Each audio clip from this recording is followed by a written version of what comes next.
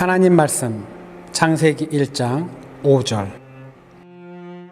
빛을 낮이라고 하시고 어둠을 밤이라고 하셨다. 저녁이 되고 아침이 되니 하루가 지났다. 아멘. 저희는 지난주에요, 이스라엘 사람들의 사고방식 속에 있는 하루에 대해서 살펴보았습니다. 그러니까 이스라엘 사람들이 생각하는 하루는 저희하고는 많이 달라요. 그래서 많이 다릅니다. 그들이 생각하는 하루는요, 해 진력부터 다음날 해 지기 전까지가 하루입니다. 그러니까 우리가 생각하는 하루와는 많이 달라요. 우리는 아침이 되면 하루가 시작되었다고 생각합니다. 아침이 되면. 근데요, 이스라엘 사람들은 저녁이 되어야 하루가 시작되었다고 생각합니다. 저녁이 되면.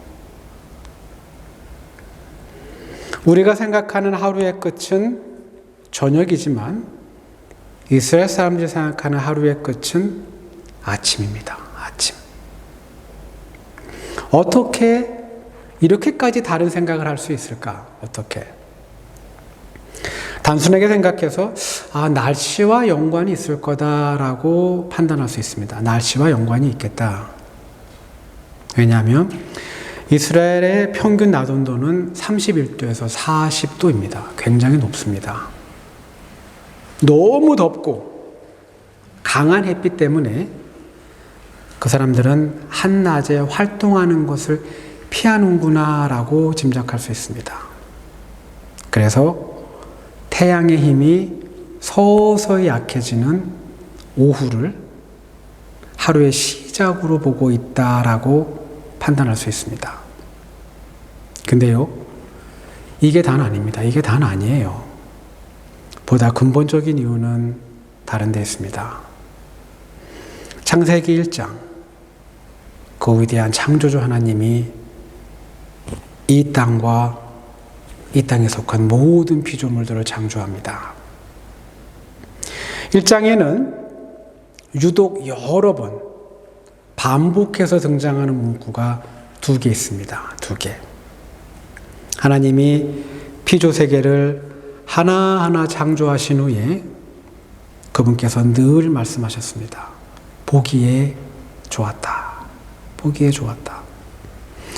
하나님께서 인간을 창조하신 후에는 보기에 참 좋았다. 보기에 진짜 좋았다라고 말씀하셨습니다.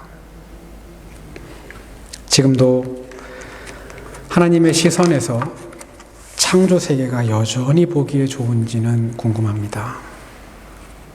창세기 1장에서 반복되는 또 다른 문구는요, 저녁이 되고 아침이 되니 하루가 지났다입니다. 이스라엘 사람들의 사고방식 속에 있는 하루의 개념은 엄밀하게 창세기 1장의 이 표현에 뿌리를 두고 있습니다. 세상은요, 어둠에서 시작되었습니다. 어둠. 먼저 있던 어둠을 이스라엘 사람들은 저녁이라고 부릅니다. 어둠만 존재했던 세상에, 어둠만 있던 세상에 하나님께서 말씀하시자 빛이 창조되었습니다. 빛. 어둠 다음에 빛이 있었고 빛이 나타난 세상을 이스라엘 사람들은 아침으로 보았습니다. 아침. 태초. 시간이 없던 세계입니다. 시간이 없어요. 어둠만 존재하는 세상에서는 시간 개념이 아무런 의미가 없습니다. 의미가 없어요. 밤 12시가 되어도 어둠이고 오전 9시가 되어도 어둠입니다. 그러나 빛이 창조되자 어둠과 빛이 반복됩니다. 어둠과 빛이 반복될 때마다 하루하루가 쌓입니다. 세상은 어둠에서 시작했습니다. 그래서요, 저녁이 하루의 시작이 되고 아침은 하루의 끝이 됩니다. 이스라엘 사람들의 의식 속에서 그리고 그들의 문화에서, 그리고 그들의 역사 속에서 저녁이 되고 아침이 된다는 건 위로의 말씀이고 희망의 말씀이었습니다.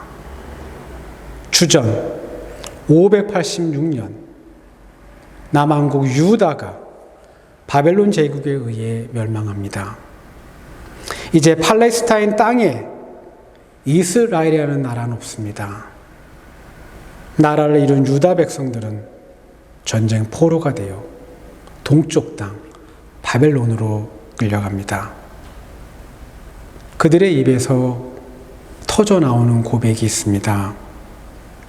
저녁이 되었으니 이제 아침이 올 차례이다. 주후 70년 로마 장군 티투스가 돌 위에 돌 하나 남기지 않고 예루살렘 성을 완전히 파괴합니다. 그리고 예루살렘 성전마저 불태웁니다. 이제 이스라엘 사람들은 서쪽에 위치한 유럽 전 지역으로 흩어집니다. 그들이 다시 고백합니다. 지금 우리의 현실은 어둠이지만 언젠가 아침이 올 것이다. 하나님이 어둠 속에 있는 우리에게 분명 밝은 빛을 비춰주실 것이다. 1940년대 유럽에 흩어졌던 이스라엘 사람들이 독일 아우슈비츠 수용소로 끌려옵니다. 그리고 죽습니다. 죽기 전 그들은 고백했을 겁니다. 비록 지금은 저녁이지만 아침은 온다. 아침은. 여러분, 우리 삶도 마찬가지입니다. 여러분과 저의 삶도 마찬가지예요. 우리 삶 속에도 저녁과 아침은 우리가 살아있는 동안 끊임없이 반복될 겁니다. 반복. 저는 오늘 남왕국 유다 왕 히스기야의 삶을 살펴보려고 합니다. 히스기야의 삶.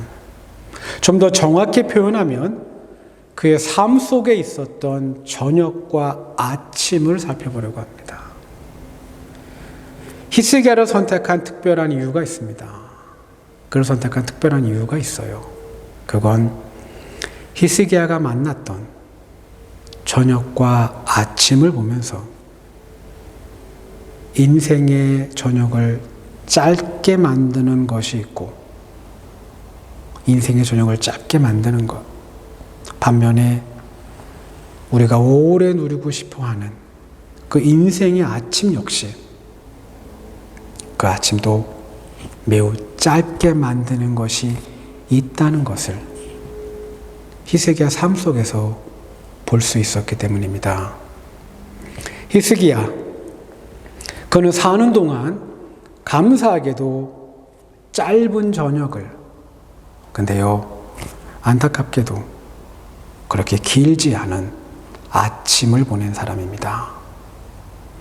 저는 오늘 히스기야의 삶을 살펴보는 것이기 때문에 어느 한순간에 집중하기보다는 전체를 보려고 합니다. 전체. 먼저 히스기야의 아버지는 남왕국 제12대 왕이었던 아하스입니다. 아하스.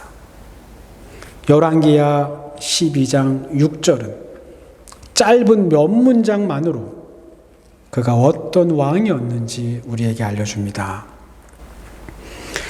아하스가 왕이 되었을 때 그의 나이는 20살이었다.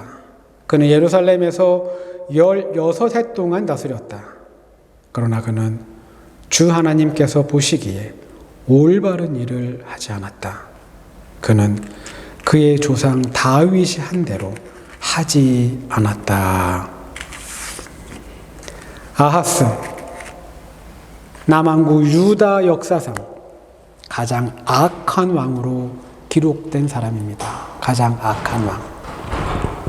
그는 죽을 때까지 강대국들의 우상을 섬겼습니다. 강대국들의 우상.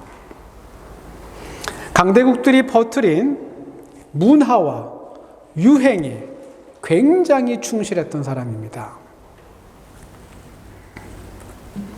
자신의 아들을 아람 민족에 숭배하는 우상 몰록에게 제물로 바칩니다. 산채로 자신의 아들을 태운 겁니다.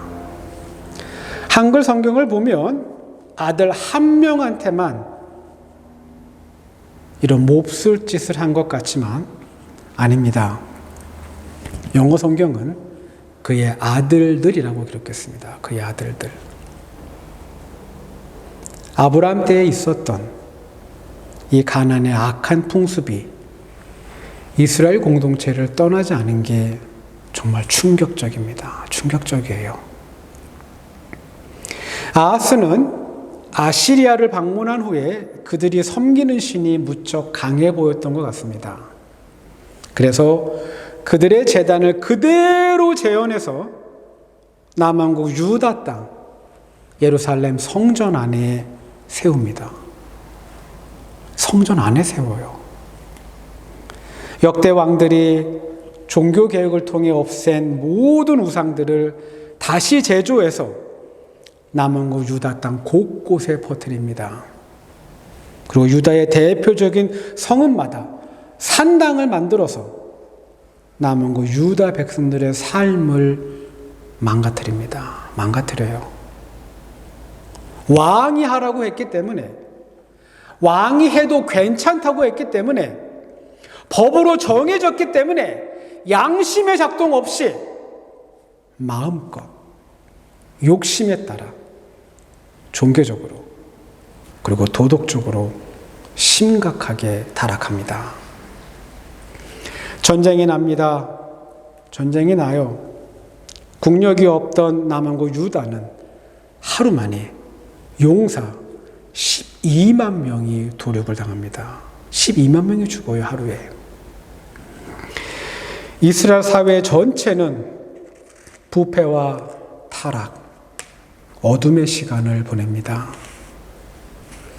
아하스가 죽고 그의 아들 히스기야가 그의 나이 25살에 왕이 됩니다. 열왕기하 18장은 히스기야에 대해 다음과 같은 평가를 내립니다. 아하스의 아들 히스기야가 유대 왕이 되었다. 그가 왕이 되었을 때에 그는 25살이었다. 그는 예루살렘에서 29해 동안 다스렸다. 그는 조상 다윗이 한 모든 것을 그대로 본받아 주님께서 보시기에 올바른 일을 하였다. 그는 산당을 헐어버렸고 돌기둥들을 부수었으며 아세라 목상을 찍어버렸다. 그는 또한 모세가 만든 구리뱀도 산산조각으로 깨트려 버렸다. 이스라엘 자손이 그때까지도 느후수단이라고 부르는 그 구리뱀에게 분향하고 있었기 때문이다. 그는 주님이신 이스라엘의 하나님만을 신뢰하였는데 유다 왕 가운데는 전에도 후에도 그만한 왕이 없었다. 마침내 남왕국 유다 땅에 아침이 찾아옵니다. 아침. 히스기야는요, 아버지 아하스가 설치한 우상을 위한 그 제단들, 예루살렘 성전 안 하나님의 제단을 밀어내고 그 자리에 세워졌던 우상들을 위한 모든 제단들을 철거합니다. 철거해요. 역대하 29장 15절에서 19절입니다. 왕이 그들에게 명령한 대로 성전 안으로 들어가서 주님의 율법에 따라 주님의 성전을 깨끗하게 하였다. 제사장들이 주님의 성전을 깨끗하게 하려고 그 안으로 들어가서 주님의 성전 안에 있는 모든 더러운 것들을 주님의 성전의 뜰로 끌어내어 놓으면 레위 사람들이 그것들을 성 밖 기드론 골짜기로 가져다 버렸다. 레위 사람들이 히스기야 왕에게 돌아와서 다음과 같이 보고하였다. 주님의 성전 전체와 번제단과 거기에 딸린 모든 기구와 거룩한 빵을 차리는 상과 거기에 딸린 모든 기구를 깨끗하게 하였습니다. 아하스 왕께서 왕위에 계시면서 죄를 범할 때에 버린 모든 기구를 제자리에 가져다 놓고 다시 봉헌하였습니다. 그 모든 기구를 주님의 단 앞에 가져다 놓았습니다. 이스라엘은 제자리로 돌아옵니다. 역대하 29장 35절에서 36절. 암울한 저녁이 끝나고 환한 아침을 맞는 남왕국 유다의 모습이 나옵니다. 이렇게 하여 주님의 성전에서 예배를 드리는 일이 다시 시작되었다. 하나님이 백성을 도우셔서 잘 되도록 하셨으므로 히스기야와 백성이 함께 기뻐하였다. 남왕국 유다 전체가 아침을 맞이하면서 하나님 앞에서 기뻐하는 동안 히스기야는요, 개인적으로 그의 인생의 저녁을 만납니다. 그 인생의 저녁을 만나요. 이사야 38장 1절입니다. 그 무렵에 히스기야가 병이 들어서 거의 죽게 되었는데 아모스의 아들 예언자 이사야가 그에게 와서 말하였다. 주님께서 이렇게 말씀하십니다. 내가 죽게 되었으니 너의 집안 모든 일을 정리하여라. 내가 다시 회복되지 못할 것이다. 여기서 언급된 그 무렵은요, 히스기야가 왕이 된 지 대략 14년째. 그렇다면 그의 나이 39살을 의미합니다. 39. 25살의 젊은 나이에 왕이 되었습니다. 거의 대부분 유다의 모든 왕들이 자신의 아버지의 모습을 따라갑니다. 근데요, 히스기야는 달랐어요. 그는 달랐습니다. 그는 철저하게 자신의 아버지와는 다른 삶을 삽니다. 14년 동안 남왕국 유다를 하나님 말씀에 따라 바르게 통치합니다. 죽을 병에 걸린 히스기야. 그는 자신이 믿고 있는 하나님이 어떤 분인지 알고 있습니다.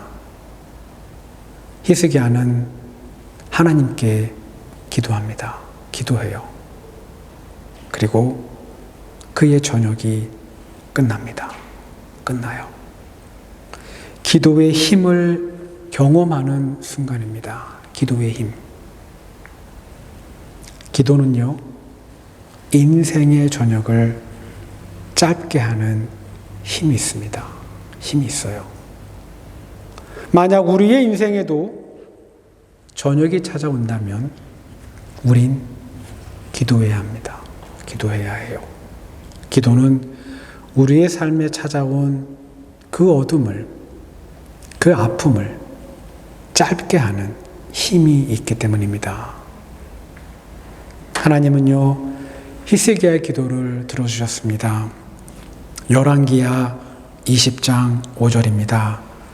하나님께서 말씀하십니다. 내 조상 다윗을 돌본 나 주 하나님이 말한다. 내가 기도하는 소리를 내가 들었고 내가 흘리는 눈물도 내가 보았다. 내가 너를 고쳐주겠다. 사흘 뒤에는 내가 주의 성전으로 올라갈 수 있을 것이다. 히스기야는 죽을 병에서 살아납니다. 기도의 힘으로, 기도의 힘으로 그의 인생의 저녁이 끝나고 아침이 시작됩니다. 근데요, 히스기야가 만난 이 인생의 아침이 그렇게 오래 가지 않습니다. 오래 안 가요. 그가 죽을 병에서 회복되었다는 소식이요, 이웃 나라들한테까지도 퍼집니다. 아시리아만큼의 강력한 군사력을 보유하고 있는 바벨론이 특사를 보냅니다. 특사를 보내요. 팔레스타인 땅에 한쪽 변방에 있는 그 약소국에 불과한 남왕국 유다를 방문해서 바벨론 왕이 보낸 특사가 히스기야의 회복을 축하해 줍니다. 축하해 줘요. 바벨론 특사를 맞이하는, 이 바벨론에서 온 사람들을 맞이하는 히스기야의 모습은 단 한마디의 말로 표현이 가능합니다. 그는요, 정신을 차리지 못합니다. 정신을 못 차려요. 그는 남왕국 유다 안에 있는 모든 보물들을 바벨론 특사에게 보여줍니다. 보물창고, 무기고, 그리고 궁궐과 나라 안에 있는 모든 귀중한 것들을 하나도 빠짐없이 다 보여줍니다. 다 보여줘요.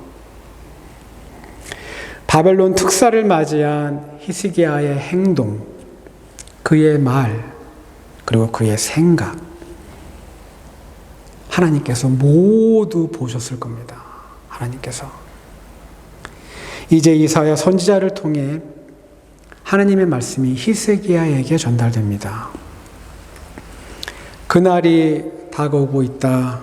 그날이 오면 너의 왕궁 안에 있는 모든 것과 오늘까지 너희 조상이 저장하여 놓은 모든 보물이 남김없이 바벨론으로 옮겨갈 것이다. 주님께서 또 말씀하십니다. 너에게서 태어날 아들 가운데서 더러는 포로로 끌려가서 바벨론 왕궁의 황관이 될 것이다. 여러분, 히스기야의 아들들은, 그의 아들들은요, 정말 특별한 일이 일어나지 않는 이상, 정말 특별한 일이 벌어지지 않는 이상 한 나라의 왕이 될 사람들입니다. 왕. 근데요, 바벨론에 끌려가고 거기서 황관이 된다는, 정말 거의 저주에 가까운 말씀을 듣게 됩니다. 병이 회복된 기쁨도 잠시, 그의 삶에 깊은 저녁이 찾아옵니다. 왜 이런 불행이, 왜 이런 저주가 히스기야의 삶에 찾아왔을까? 도대체 바벨론 특사에게 나라의 보물을 보여준 것이 이렇게까지 큰 잘못인가? 역대하 32장 25절에요. 그 답이 있습니다. 그 답. 그러나 히스기야가 교만한 마음으로 받은 바 은혜에 감사하지 않으므로 하나님의 진노가 히스기야와 유다 백성과 예루살렘 주민에게 내렸다. 히스기야가 보여준 모든 행동, 그의 말, 그리고 그의 생각은 바로 교만한 마음에서 비롯되었습니다. 받은 바 은혜에 감사하지 않고 병에서 회복된 것, 그리고 그동안 자신이 행한 일, 이룬 업적, 이 모든 것을 마치 자신의 능력으로 한 것처럼 히스기야가 자랑했기 때문입니다. 교만.